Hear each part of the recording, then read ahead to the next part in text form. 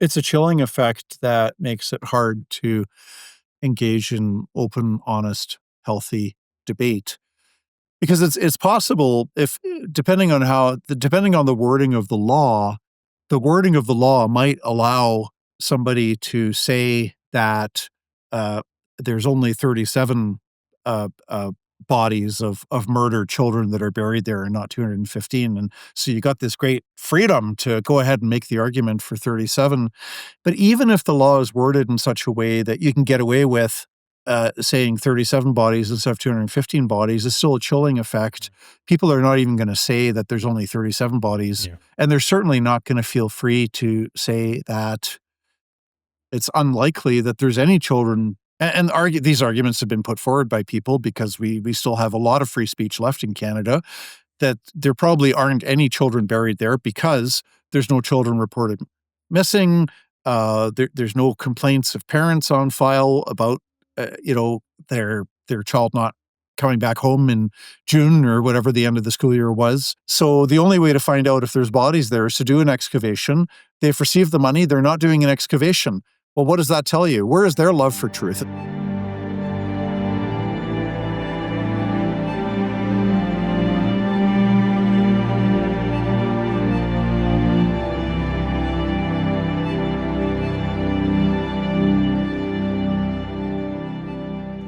Hello, everyone, and welcome back to the Critical Compass. My name is Mike, and this is my co-host James, and we are very happy to be joined today by Mr. John Carpay, a constitutional lawyer and one of the founders of the Justice Center for Constitutional Freedoms, about a 14-year-old institution. Mr. Carpay, before we get into it, why don't you give us a brief overview of how you ended up where you are today, how the JCCF did, and a little bit about your story. So the Justice Center defends freedom in Canada. We fight for freedom in the courts of law and in the court of public opinion. In the courts of law, in the past 14, 15 years that we've been in existence, we have fought for and continue to fight for the freedoms of expression, conscience, religion, association, peaceful assembly, mobility and travel, the right to life, liberty, and security of the person, which includes a right to bodily autonomy, which includes a right to not get pressured or forced or coerced into a medical treatment that you might not want. So we've gone to bat for the rights of individuals to not get injected with the COVID vaccine. We have fought for the rights of parents to be able to raise and educate their own children as they deem best, not necessarily as some political activists might deem best. We're on the front lines of fighting the harms of transgender ideology. One of our court cases is to defend the rights of women in federal prisons to not be subjected to male inmates who get into women's prisons by claiming to be a woman. We have defended or currently defending Chris Barber, who is co-accused with Tamara Leach over their participation in the peaceful freedom convoy in Ottawa. We had lawyers on the ground in Ottawa in February of 2022 to help the truckers and provide legal advice. The Justice Center was the only civil liberties group in Canada to call for an end to lockdowns. Other civil liberties groups thought that some of the rules went a bit too far, but they were fundamentally not opposed to the whole lockdowns and vaccine passports.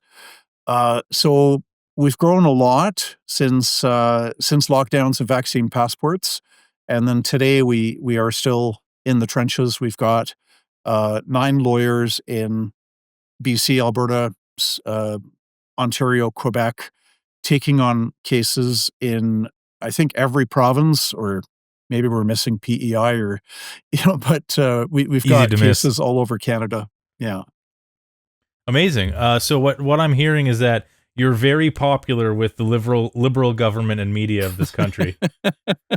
Oh, the media love me. They just can't write enough positive stories about the Justice Center and John Carpay, especially the CBC. They get the most government money, more than the other media, so they just love the Justice Center. Yeah.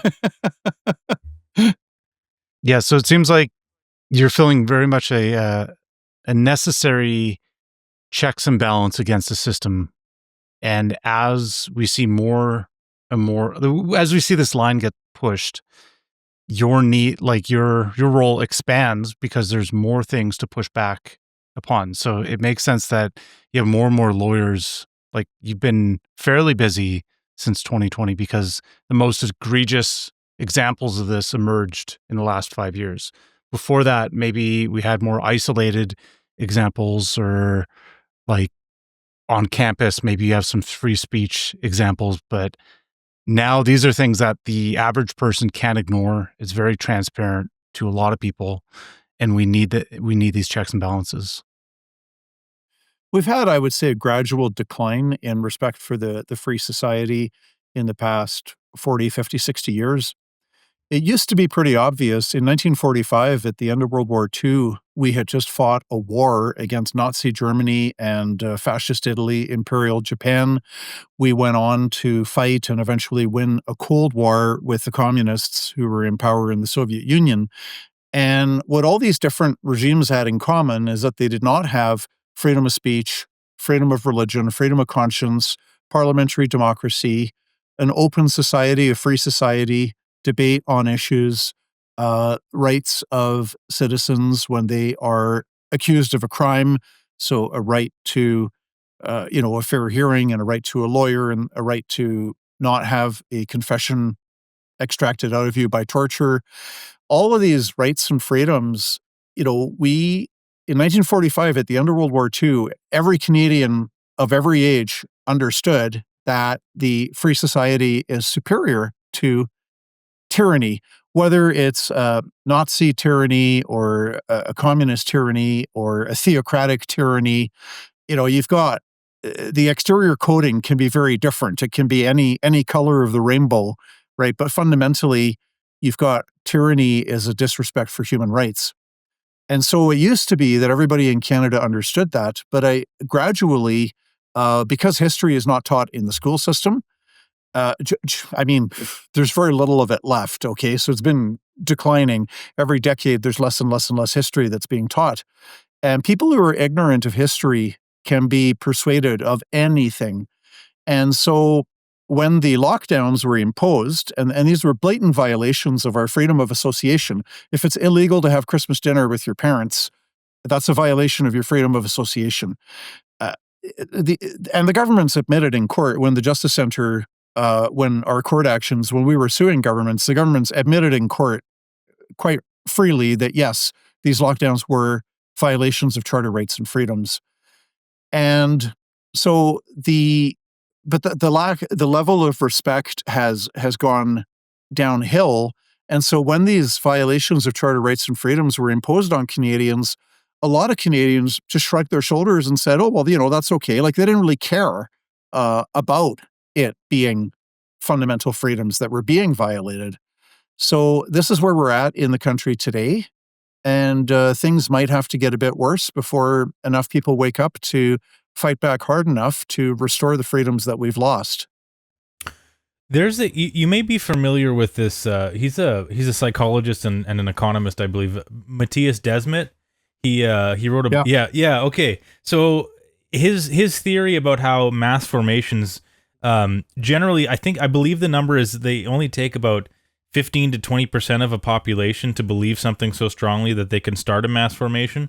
In your opinion, what I don't know if you can put a number on this, but what's your feeling on the percentage of people in Canada who truly don't seem to care about their fundamental freedoms? Is it more of a manufactured media sort of narrative, or do people fundamentally are they just too lax to really, they're too kind of lazy to care about their freedoms? It's such a good question. You would need to do some pretty comprehensive polling, and I think you might see different responses to different kinds of freedom. So you might see that a lot of Canadians have a lot of appreciation for freedom of expression, Hmm. but then some of those same people that are strong on freedom of expression They might not care if they get confined to a 15-minute prison district or a 15-minute city in order to save the planet from the impending climate holocaust. Yeah. So you might have some people that are. I know some people were strongly in favor of religious freedom,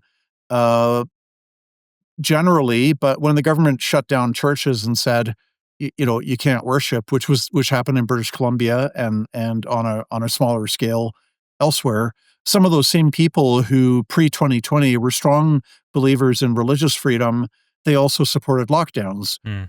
So it's a little bit all over the map. You used to have people who called themselves pro-choice and said that the right to bodily autonomy includes the right to abortion.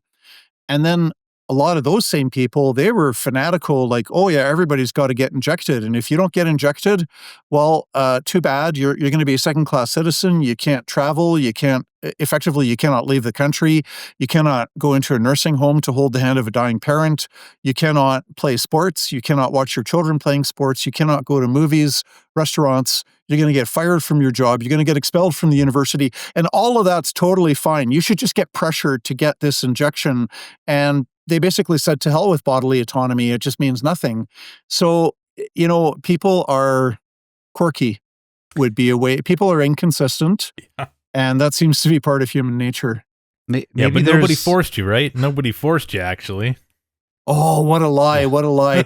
Disingenuous. There's some very intelligent people, actually, very intelligent people who came out with this claptrap and they said, well, you have a choice to get injected or not. Now, it's tricky because technically that's true in the same way that you have a choice. If somebody puts a gun to your head and says, hand over your wallet or I'll pull the trigger, you have a choice. You don't have to give them your wallet. You can test them and see whether they're serious or not about blowing your brains out. So it's technically true that, yes, Canadians who chose not to get injected, technically it's true that, yes, they did have a choice to get injected or get kicked out of university, lose their job, lose their ability to travel. But very disingenuous the way that these people were kind of pounding the table saying you have a choice, when in fact, it was the pressure and the coercion that removed that choice. It wasn't a free choice anymore. So I think the thing that underpins this is coercion feels necessary if you wrap it up in moral camouflage.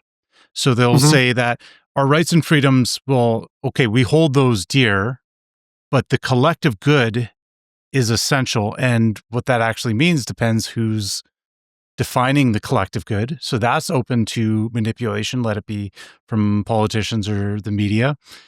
And as soon as you wrap it in moral camouflage, the coercion is a necessity because it's a threat to the collective good. It's a threat to other people's expression. So let's say if we point to the, even just the trans issue right now, I was saying, well, we're protecting their freedom of expression because if you deny their identity, you're denying their expression. And it's almost like they're inverting what these lines actually mean. And they're weaponizing inverting the spirit of the law and weaponizing it to push these ideas forward, using coercion to protect the vulnerable in that sense. Yeah. Or the slogan of protecting the vulnerable, even though they're not. Yeah, that's a perfect example because freedom of expression could mean that any of the three of us, if we wanted to put on lipstick and other makeup and a wig and wear a dress and say that we're women, part of freedom of expression would be is like, well, okay, you go ahead and do that. But if I take that a step further and I demand that other people call me a woman, now this becomes coerced speech. It's a perversion of free expression, right? Free expression could mean that a guy can dress up like a woman, act like a woman, call himself a woman. Okay, fine. That's your freedom of expression. You're not imposing that on others.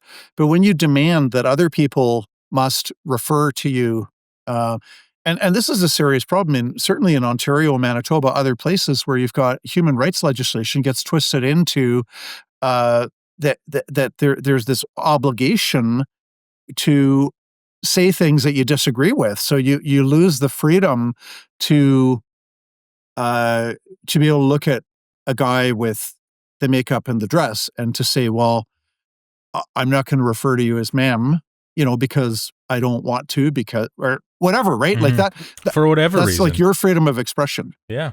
So it gets twisted on its head. Yeah, that was one of the most fundamental points that I don't know if people accept it now and they've moved on to other arguments, but I remember this being such a mind-blowing thing in like 2016, 2017 when Jordan Peterson was really actively fighting this, when he was explaining how there's a difference between banned speech and compelled speech, because it's a fundamentally different ask that is being made of you.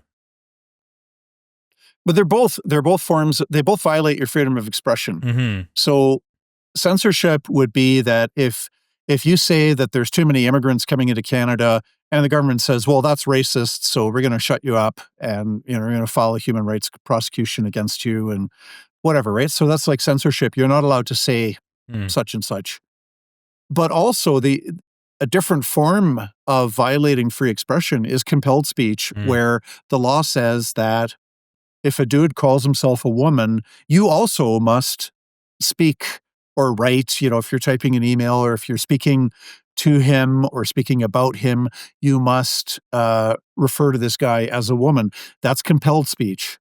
You see it on a minor scale with the Ontario Law Society a few years ago, required every lawyer in Ontario had to sign a statement of principles saying that they personally supported and would promote, and I'm paraphrasing this, these weren't the exact words, but the gist of it was you would personally promote equity, diversity, inclusion. And this is coerced speech. Like there might be people who say, hey, I don't believe in equity, diversity, inclusion, or I do believe it, but I believe it in a very different way than what you do. And it was coerced speech.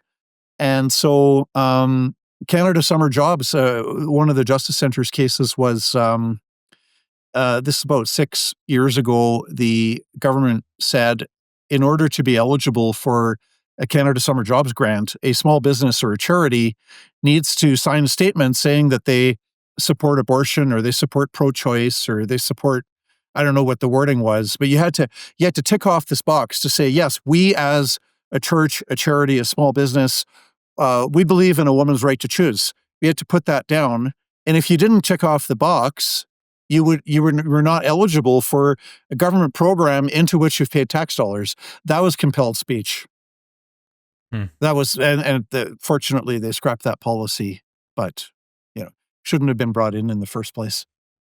And these emerge in different ways. So like, let it be these professional societies, they act as, they are enforcing ideology in their own ways, and they can bully anybody in, like, let it be nurses, let it be lawyers, let it be engineers. Like, we're seeing some industries get maybe a little bit more intertwined with the ideology than others, but it eventually appears in pretty much all these societies. I did want to ask you specifically, where have you seen, like, there's been some discussion about the human rights tribunals being these pseudo courts, and they've kind of got a strange setup, and they don't have the exact same structure as a court of law, and they're not staffed in the same way. They don't proceed in the same way. And has the JCCF, have you intermingled with any human rights tribunals themselves? Like, what role do you see the Human Rights Tribunal in Canada? Is it a force for good? Is it problematic? Like, what is that doing to actually ensure people's fundamental rights and freedoms? Well, they've just gone completely woke, and I think we're at a point where they're doing more harm than good. We defended women. We provided lawyers for women in British Columbia who were subjected to the harassment of a person who at that time had the name of Jonathan Yaniv. Jonathan Yaniv now goes by the name Jessica Simpson. And Jonathan Yaniv was, I don't know, transgender, trans-identifying, whatever, but he had his male parts intact, and he would phone up these Brazilian bikini wax. He would phone up women who provided a Brazilian bikini wax I to remember women. Yeah. In a lot of cases, these women were working out of their own home, so they're kind of in a vulnerable position that way, and there could be small children present in the home as well. And so he would phone up, and the woman receiving the call would say, "Sorry, I don't do transgender. We do women only." And then Jonathan Yaniv would file the human rights complaint against the woman. And he did this to many, many women, many of whom we have it on good authority, wrote him a check, you know, 5,000, 1,000, 3,000, whatever. They wrote him a check to settle the complaint. And so he was harassing and intimidating these women with these human rights complaints. One of the women was turned down by, and I don't remember whether 17 law firms or 13 law firms, but there was a whole bunch of law firms said, "Oh, we're not going to take on your case. We're terrified of being called transphobic." And so the Justice Center is not terrified of being called any names. It doesn't bother me. I say, call me whatever you want as long as it's not late for dinner. And so we took on these cases, and we were successful in defending these women against Yaniv, whose Twitter handle, by the way, was Wax My Balls.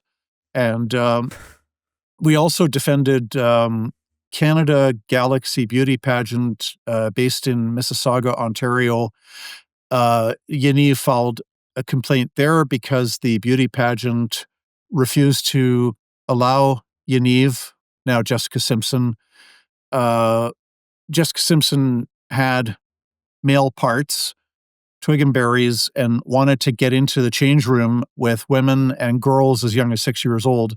And so it was good that we defeated Yaniv's claim. The scary thing was it was defeated on procedural grounds because Yaniv or Jessica Simpson had been too late in meeting various deadlines for, filing evidence and filing this, filing that. And so the Human Rights Tribunal got fed up with all the delays, and complaint was dismissed on procedural grounds. Had this gone to a real hearing, I'm not confident that the Human Rights Tribunal in Ontario would have ruled in favor of the beauty pageant.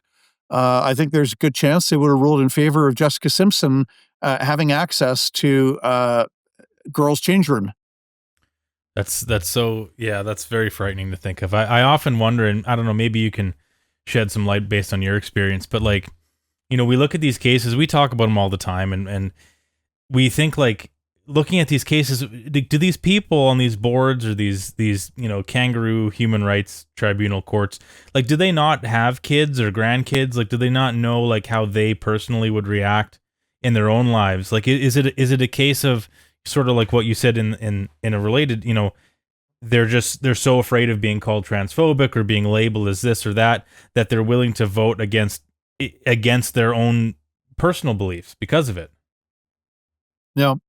Well, I wonder, if former Prime Minister Trudeau had a sister in women's prison, federal penitentiary for women, would he have the same view on allowing men to transfer into women's prisons? And the same goes for every member of parliament. It was the Liberal government of the day, and the current Liberal government has not changed this policy. So, today, if you're, by the way, the men that are transferring into women's prisons, 90% of them have been convicted either of a violent crime or a sexual crime or both. Yeah. So some of these guys are sex offenders convicted of rape. Yeah. And if they say, I identify as a woman, then, I'm sure they don't get transferred the same day. It might take a few days, a few weeks for the paperwork, but they can get transferred into a women's prison just by saying they identify as a woman. And yeah, I wonder, people who support this, how would you feel if your mother, your aunt, your daughter, your grandmother, your sister, your niece was in a federal prison and ended up getting raped by a male prisoner who got in there by saying that he identified as a woman? Yeah. I don't know if it's not thinking things through or fear of getting called transphobic. I don't know what's going on in their minds. Yeah, the ideology seems to override the power of the ideology overrides the rational faculties. Well, that's what we saw with lockdowns. I mean, absolutely unscientific rules. You know, if in 2019, before lockdowns, if you had asked 100 doctors, is it possible to stop the spread of a virus? They would have said no.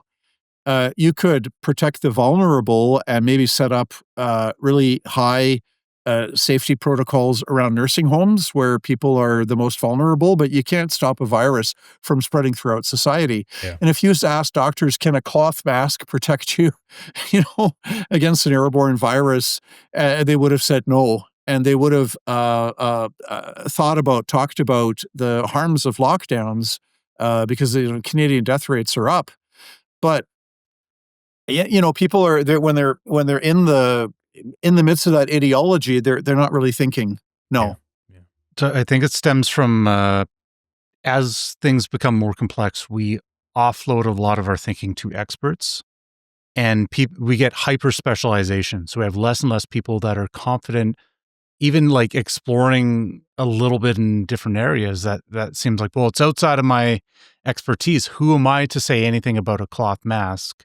But you can vape and you can see it breathing out through, like the vape coming through the cloth mask. You can demonstrate these things pretty easily and make some educated guesses on the effectiveness of that.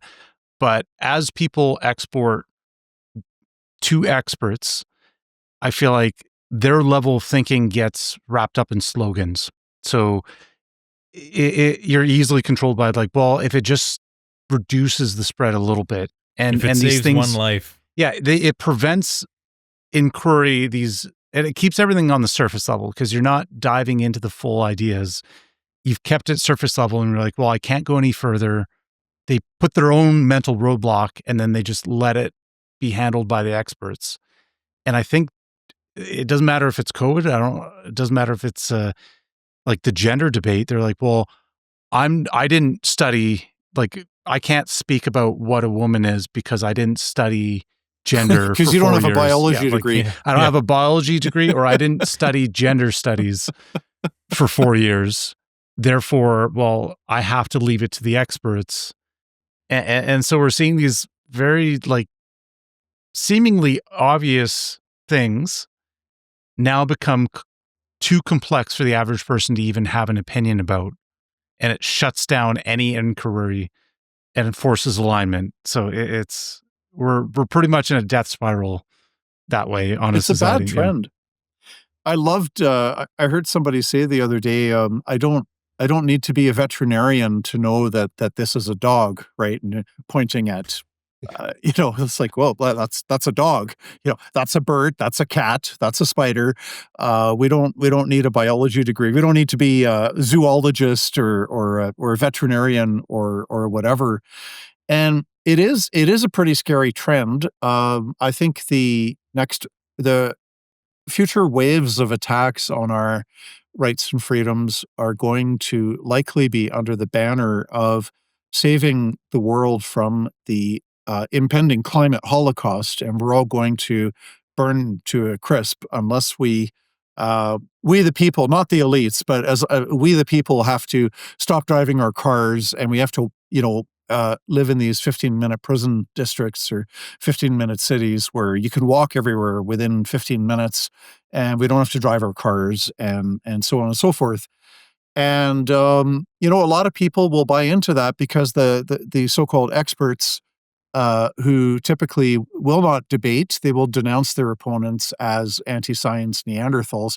I see a lot of the same dynamic with the climate issue, where you've got people who, they won't answer a tough question like, if mankind controls the climate, if that's true, how do you explain the medieval optimal when, from the years 900 to 1100, the world's climate was much, much warmer than what it is now, and mankind thrived, and we had vineyards in England, and we had olives growing in Germany, and the crops were abundant, and mankind was thriving when the world was a lot warmer, but nobody was driving cars. So how did you get that increase in the temperature, and then decrease, and then heading into mini ice age in the 1600s. See, that's a question I would love to ask somebody who believes that mankind controls the weather. I'd like to ask, well, how do you explain just the past 2,000 years, or we can go back millions as well, but even the past 2,000 years, how do you explain, and you don't get debate. What you get told is, well, you're a climate holocaust denier. Yeah. Right. But that's loaded. End of discussion. That's even emotional language. That's trying to. And it's emotional language. That's trying to borrow the same kind of shame of somebody denying a Holocaust, and they're just applying it to these new things to shut down discussion. Yeah. There's a modern day philosopher we often bring up on the show, Peter Boghossian. I'm not sure if you're familiar with him.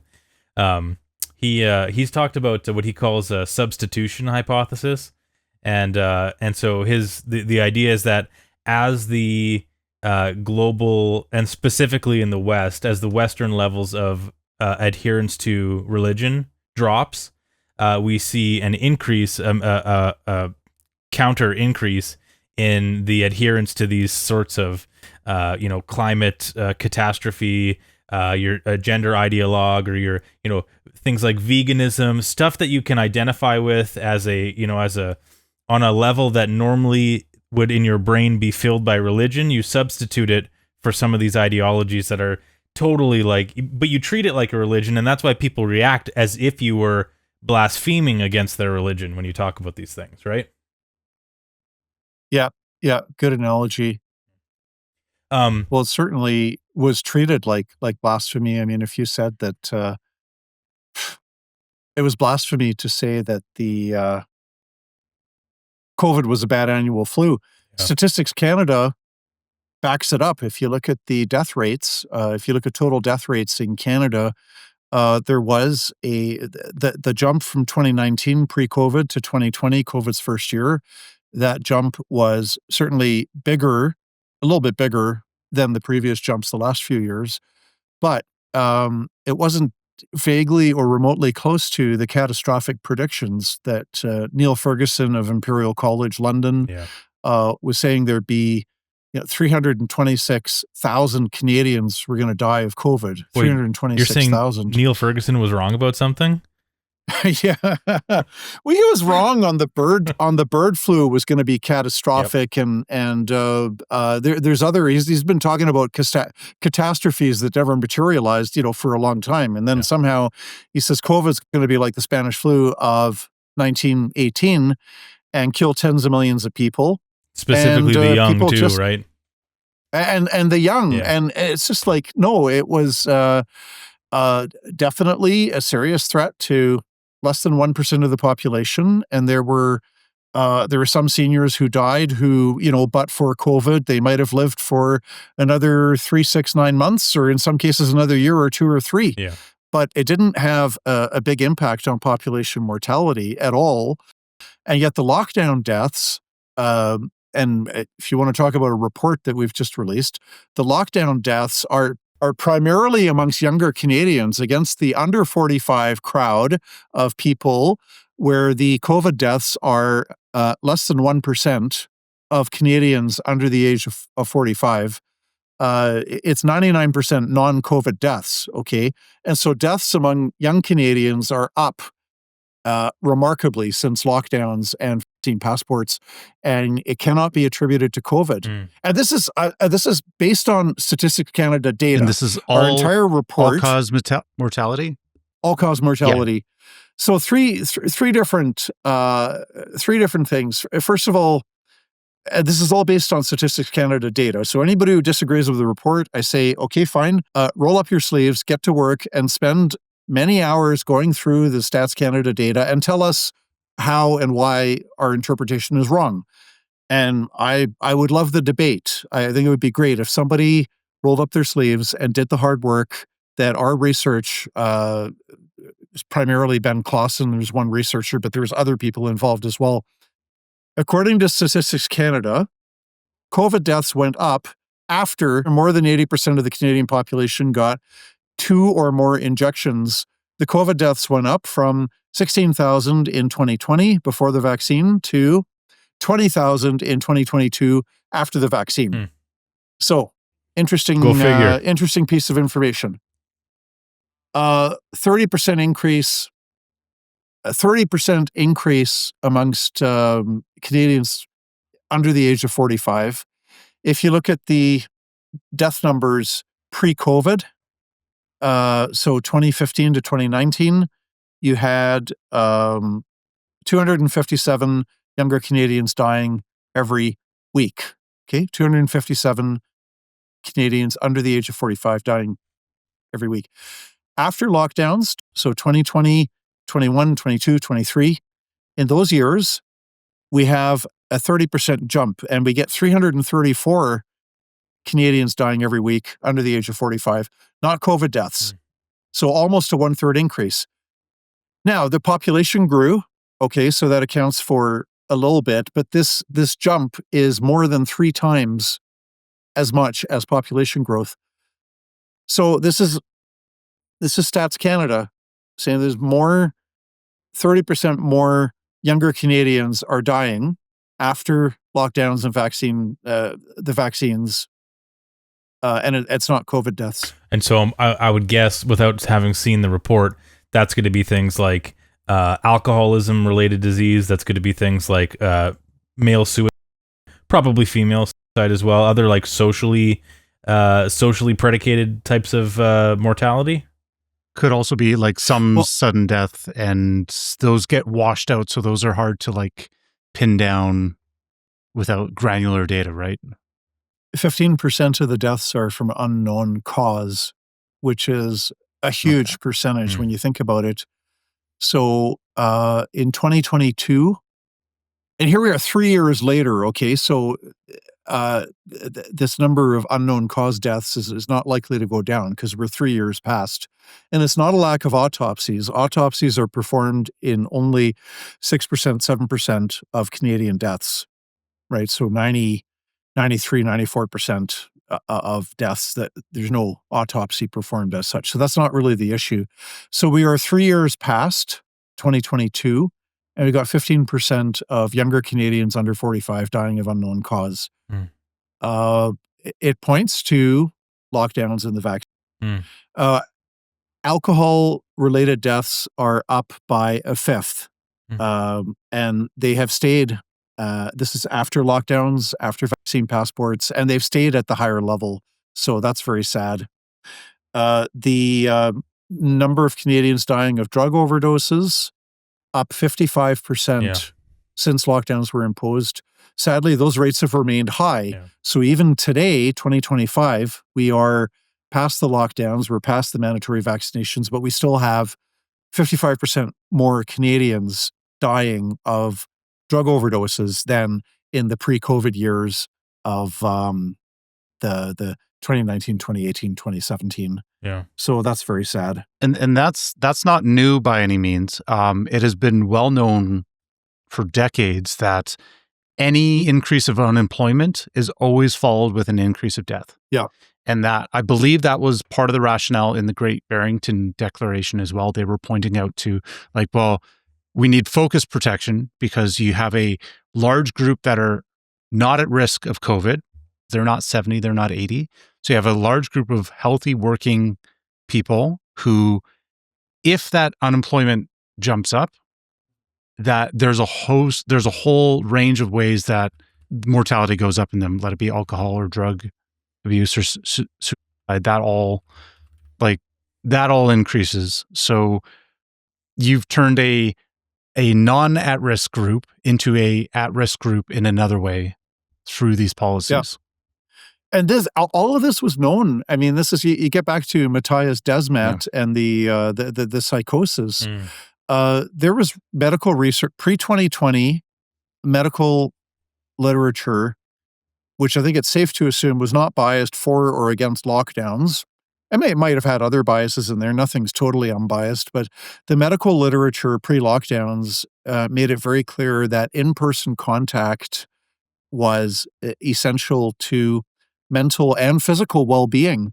And so there's abundant research showing that if you are isolated and your only contact with people is by phone or Zoom, right? You're not doing in-person interactions, you have poorer health and a shorter life expectancy. It's bad for you to be connecting with people only by phone and Zoom. We need in-person contacts.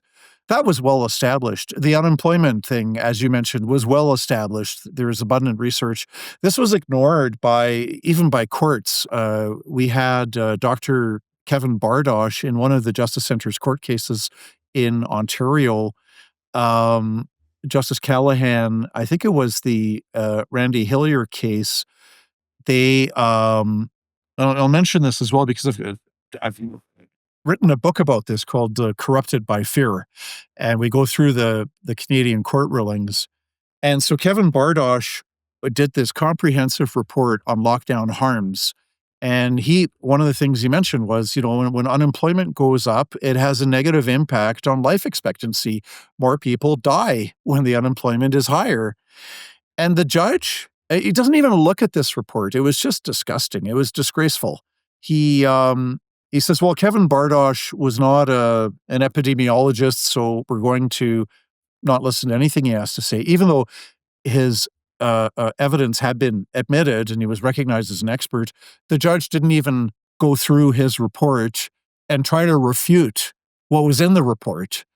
We saw this in Manitoba as well, the Gateway Bible Chapel case, where the judge, he has before him a report from the former chief medical officer of Manitoba, Dr. Joel Kettner, just eviscerates the government's case for lockdowns and explains why they're causing more harm than good, on and on and on. And the judge doesn't even mention this report, right? So this report eviscerates the Manitoba government's case for lockdowns. It was open to the judge to explain why the report was wrong. The judge doesn't do that. The judge just doesn't mention the report at all in his court ruling. So this is a challenge we're facing too. And I call the book "Corrupted by Fear" because that's the judges as well as the media, the medical establishment, the legal profession. Everybody's corrupted by fear, and so they're not thinking. There's a fear element, and then there are some who they believe their position is so moral, like it's a obvious moral truth that engaging with the opposite side would be immoral at that point. So they're like, we can't even give them any air. That's why you don't see, you don't see people on the right being invited to these left-leaning spots on CBC, or they get blacklisted essentially over the time because they get put in this kind of category. Well, you have the wrong views, and since our position's so morally obvious, only a bad person would believe these wrong ideas. Therefore, we don't have to treat you like we would anybody else on our side. Yeah, and John, just to piggyback on that, and maybe you can tell us your experience about this, because I'm sure you have lots. We've talked about this on the show, where what we've noticed is that there's a fundamental difference between how the left views the right and how the right views the left. Generally speaking, how a conservative will view a liberal and vice versa. And generally speaking, conservatives, libertarians tend to view liberals and leftists as mostly just wrong, like maybe gullible, maybe silly, maybe naive, like maybe these stupid. types of, maybe stupid, these types of words. But by and large, the left and liberals tend to view conservatives and libertarians as not just wrong or misguided, but actually as evil. And you can't have a morally inferior. Yeah, exactly. And morally corrupt and morally bankrupt. And you can't have a conversation with somebody who you believe is evil. That's a whole other level of interaction that people have that doesn't allow itself to be you can't chat that out, and maybe you could speak a little bit to your experience with that and some of the things that have been thrown your way. Well, let me preface David Suzuki. This is, I can't remember if this 2, 4, 6 years ago, but media reported that he said that if you don't embrace his thesis of the impending climate holocaust and we're all going to burn to a crisp, and we need to embrace poverty, which is what you get if you cut off the oil and gas and try to run the economy on windmills and solar panels, you get poverty, massive poverty. But, we need to all embrace poverty to avoid the climate catastrophe, blah, blah, blah. And anybody who disagrees with that, they should be prosecuted. They should be jailed. There was a NDP member of parliament representing one of the Winnipeg ridings. This was about 8 months ago. It was before the last election. I don't know if she's still an MP today or not. But she said that the residential school denialism should be criminalized, so that you cannot speak, you cannot question, for example, the entirely unsupported claim by the Kamloops Indian Band saying that they found the bodies of 215 children. They've been given millions, or at least large sums of money, to do an excavation, which is the only way to actually determine whether bodies are buried there or not. And they've received the grant. They're not doing an excavation because they're probably afraid of not finding bodies, and they would look like a bunch of idiots. So these are examples, but it's true that you get this fanaticism where people say you got to go to jail if you speak what government is determined to be the absolute truth. So it's bad. We've amended the criminal code to make Holocaust denial can be criminal as well. And I think that the actual Holocaust of World War II, and I think is very vile speech. I also think people should not be sent to jail for advocating that. Yeah, I think that's the whole reason viewpoint. why. Yeah, well, that's the whole reason why free speech protections exist, right? Is you don't like everyday, generally agreed upon safe opinions don't require speech protections. Yeah. And it also depends what's under that umbrella. Let it be like Holocaust denial or residential school. They're like, well, you denied it. Like, well, what does that mean? Did you not deny a specific count? You say like, what if somebody said like only 37 bodies were found in that residential school? Like, well, you denied that one number. You lose clarity. So like, how do you actually navigate this objectively when this umbrella will expand and it'll keep expanding because it's politically useful? It'll just be used as a shield and then used as a club eventually. So it's a chilling effect that makes it hard to engage in open, honest, healthy debate. Because it's possible if, depending on the wording of the law might allow somebody to say that there's only 37 bodies of murdered children that are buried there and not 215. And so you got this great freedom to go ahead and make the argument for 37. But even if the law is worded in such a way that you can get away with saying 37 bodies instead of 215 bodies, it's still a chilling effect. People are not even going to say that there's only 37 bodies. Yeah. And they're certainly not going to feel free to say that it's unlikely that there's any children. And these arguments have been put forward by people because we still have a lot of free speech left in Canada, that there probably aren't any children buried there because there's no children reported missing. There's no complaints of parents on file about their child not coming back home in June or whatever the end of the school year was. And the fact that this Kamloops band has received money to carry out an excavation to find out the truth. So it's like, okay, if we love truth, let's do an excavation, because they've only had ground penetrating radar, which will beep if there is a tree stump or a rock or soil disturbances, an irrigation system, any kind of disturbance under the ground, it will beep. So the only way to find out if there's bodies there is to do an excavation. They've received the money. They're not doing an excavation. Well, what does that tell you? Where is their love for truth? It's non-existent. And we're coming up to this National Day of Truth and Reconciliation, September 30th? Something like that, It'll be, I was thinking of Trudeau go surfing in Tofino, British Columbia. That was the first day of National Truth and Reconciliation. Trudeau went surfing in Tofino.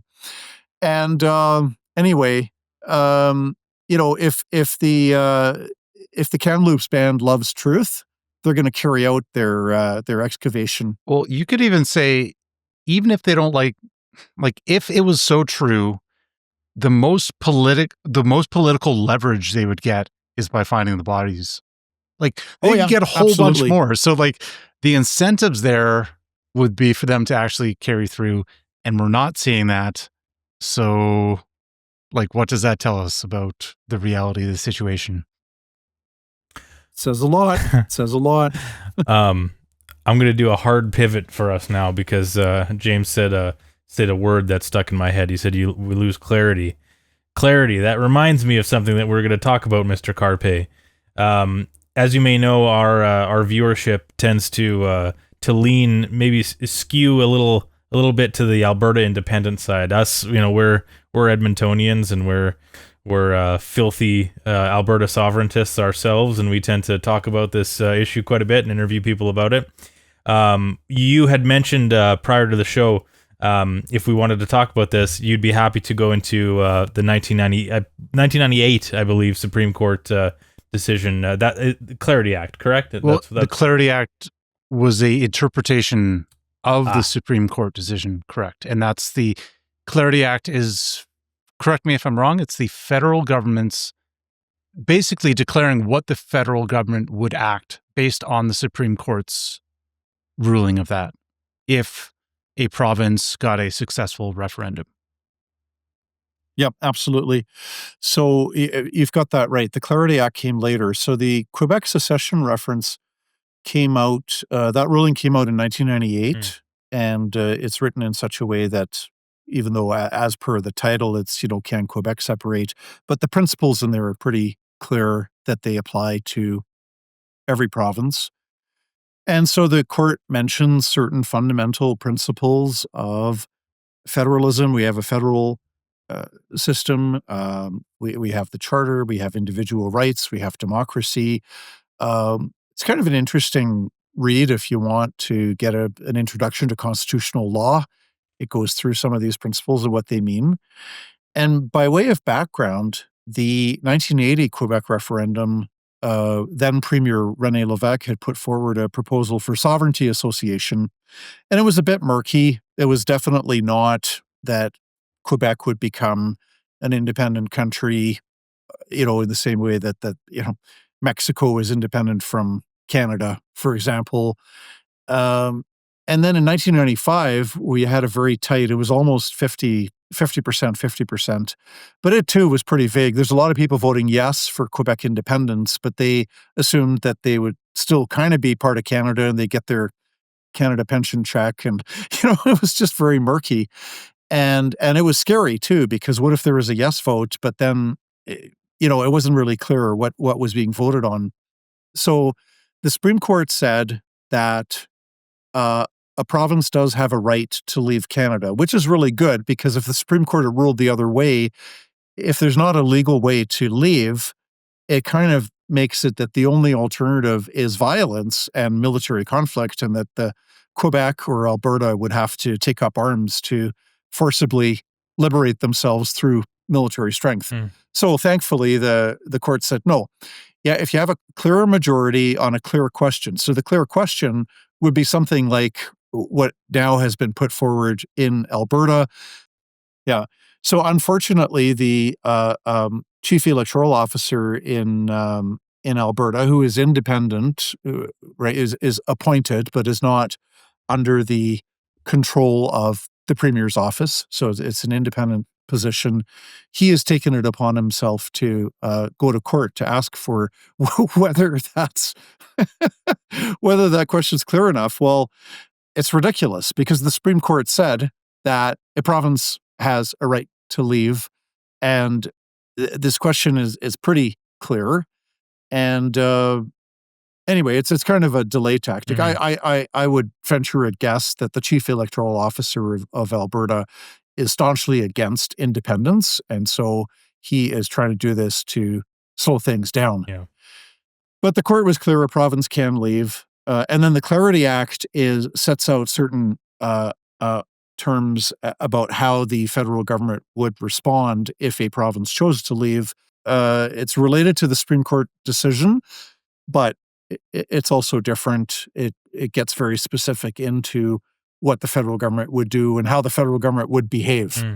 So we've seen a little bit of we've seen comments, and I've seen people kind of bring up, like, what about this? What about that? We're trying to think down the line of, like, what would happen if Alberta actually went through this. And it seems like, first of all, a citizen-led referendum that's our way of, well, it's a petition for a referendum, but even if that fails, if there's enough support behind it, the Alberta provincial government, UCP, could just put in legislation for a referendum anyways.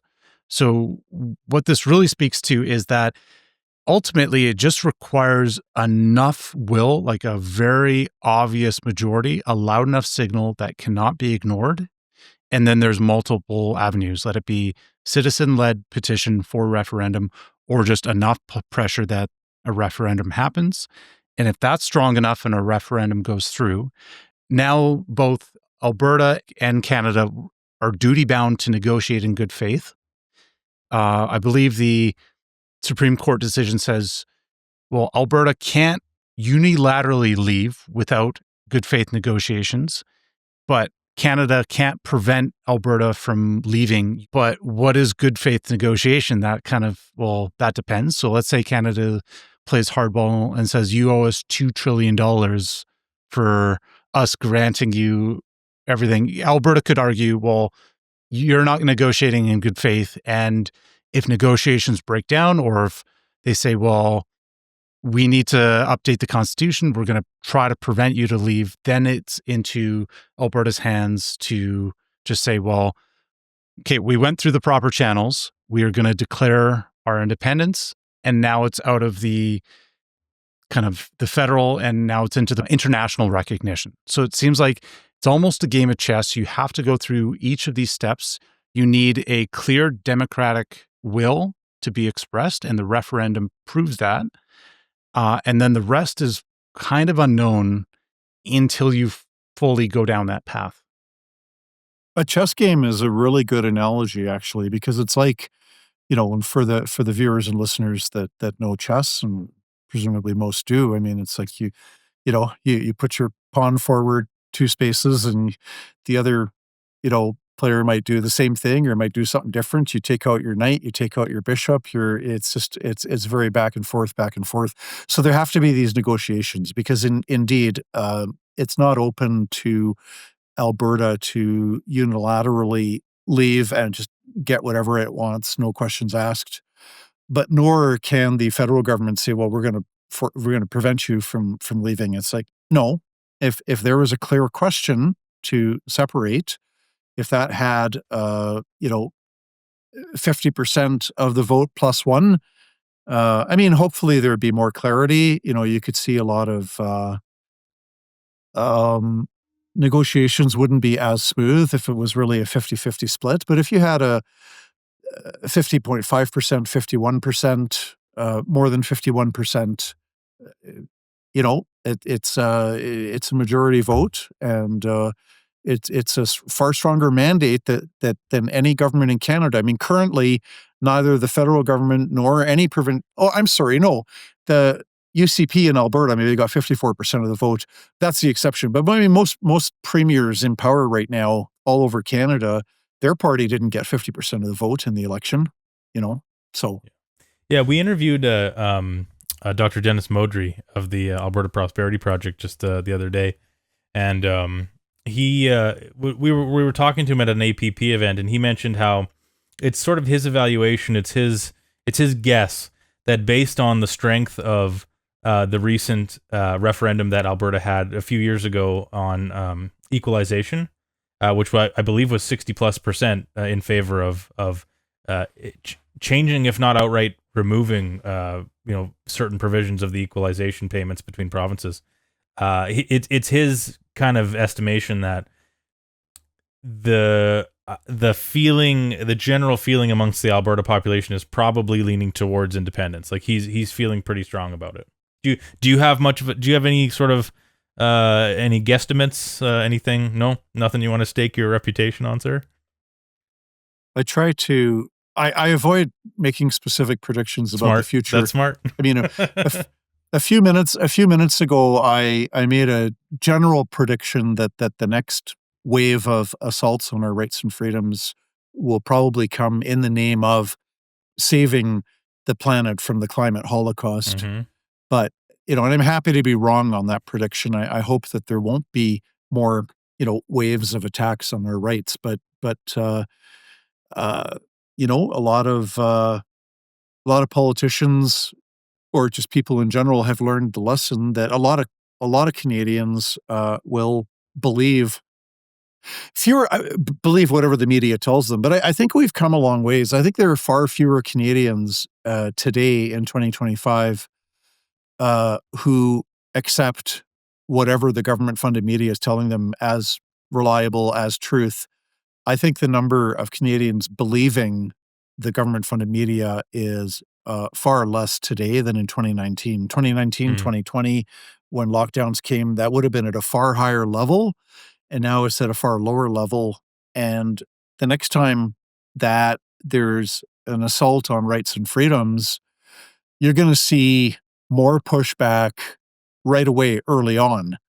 When lockdowns were passed, I mean, you take the Justice Centre, for example, I became skeptical after 4 weeks, seeing that this 2 weeks to flatten the curve was not going to be 2 weeks and it was going on. And then the government was not considering lockdown harms at all. It was just zero, we're not looking at this. We're not thinking about it. We know that lockdowns are saving lives. We know they're wonderful.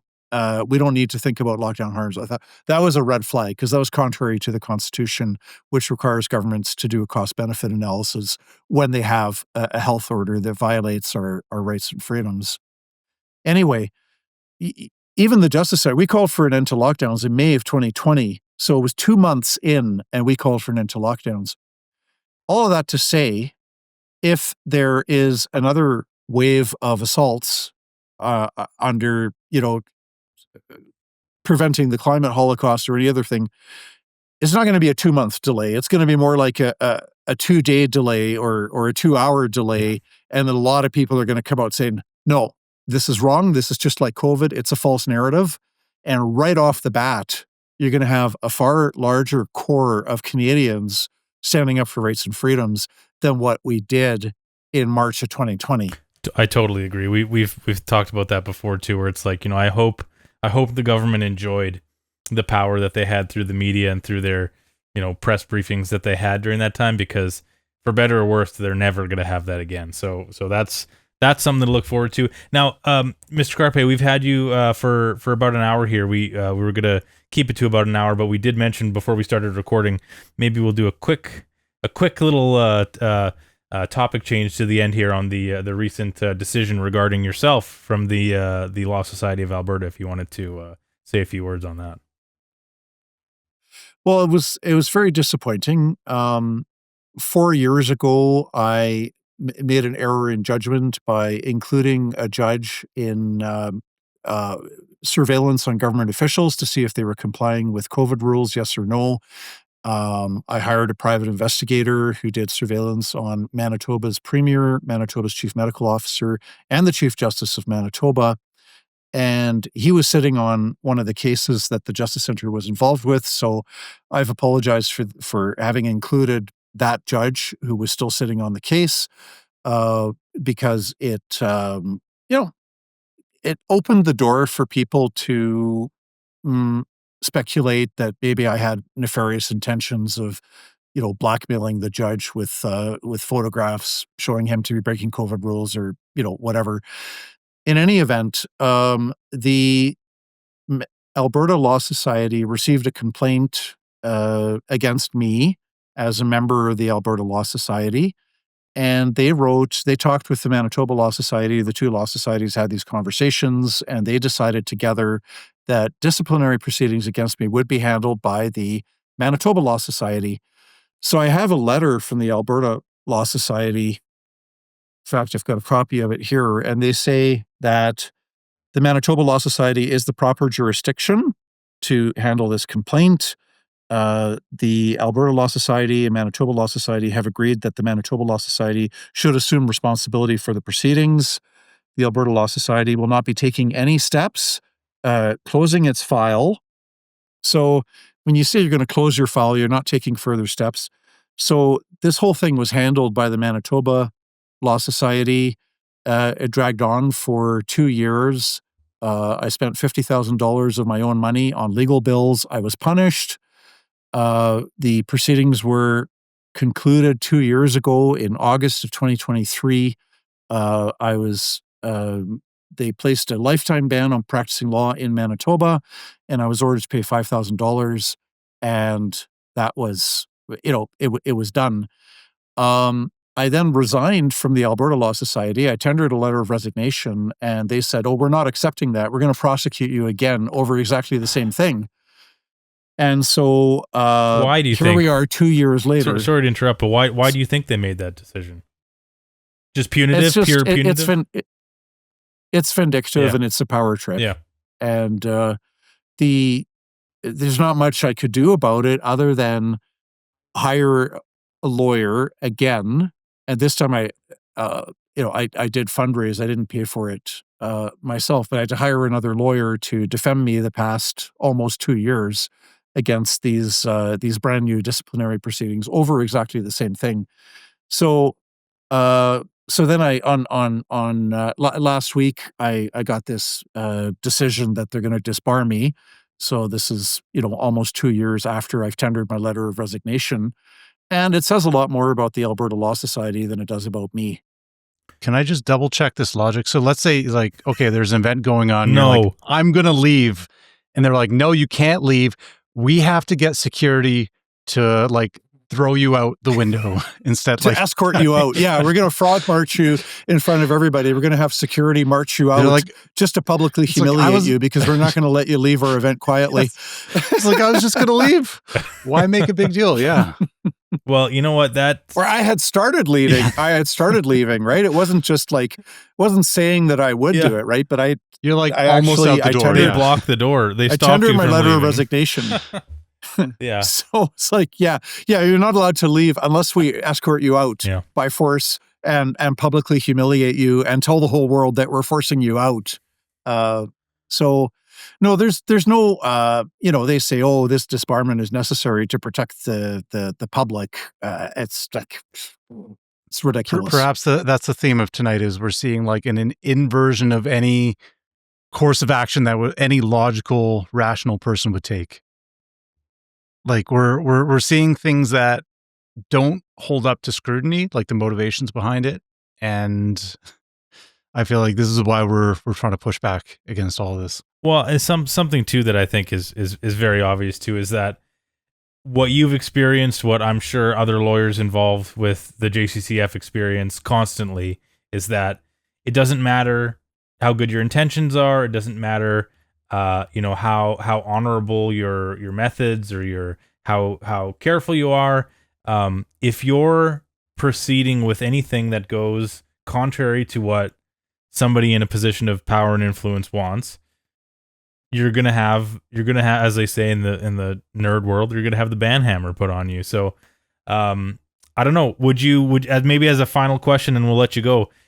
Other than maybe what you just said about the Winnipeg judge, would you do anything differently? From what I did 4 years ago? Well, from how you've gotten to where you are today, the things that you've stood up for, the things that you've pushed in your law career. Would you change anything? Or are you pretty happy with your own? Are you happy with your own? Can you sleep well at night knowing what you've done? Well, I mean, like, I break that down into two separate questions. I regret having included the judge with the surveillance. Yeah. That was that was a bad move, and I've apologized for that. Apart from that, no, I wished I somehow, I don't know how I could have been better, stronger, more effective, but I'm very, very happy with my fighting for truth and justice and freedom in the many years. I mean, my whole legal career has been devoted to defending these fundamental charter freedoms of expression, conscience, religion, association. And it's been an honor for me to represent very courageous Canadians who have stood up to tyranny, who have stood up to injustice. And it's been a great honor for me the last 15 years to have run the Justice Center and to have been involved in all these court cases. I mean, we've grown so much. I mean, the last time I was in court on behalf of a client was 10 years ago. So I'm not personally the lawyer in court, but it's a great honor for me to have been able to play a role in bringing so many Canadians together to fight for freedom in this country. And I think we're going to win in the long run, in no small part thanks to podcasts and video casts of the kind that independent media like you are doing.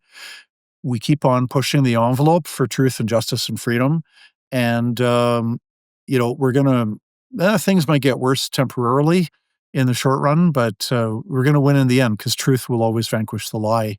Yeah, and well, I think I'll speak. Well, sorry, James, I'll let you have the last word, but I'll speak for both of us when we say too that we're honored that people like you are doing what you're doing, that you take the time to chat with people like us about it, and let us, lay people who just happen to have an interest in this sort of thing chat with you, and you can, you find the time to do these things. So we're very honored that there's people like you doing this stuff, and and that you chat with us. So thank you for that.